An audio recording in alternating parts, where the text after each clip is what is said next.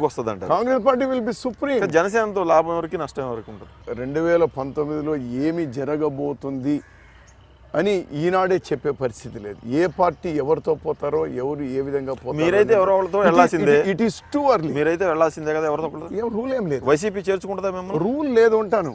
ఒక్కరు చేర్చుకోవడం ఏంటి బాబు? కాంగ్రెస్ పార్టీని ఒకరు చేసుకునేంత శక్తి ఎవరికైనా ఉంటుందా? పిసిసి చీఫ్ గా మీరైతే విశ్వాసం వ్యక్తం చేస్తున్నారు, కానీ ఆ స్థాయిలో ఫీల్డ్ లో లేదు కదా ప్రజల ఆదరణ కాంగ్రెస్ పార్టీ. ఏమవుద్ది ఇంకోసారి ఓడిపోతారు. ప్రళయం వస్తుందా? ఇంకోసారి ఓడిపోతారు. ప్రళయం ఏం రాదు.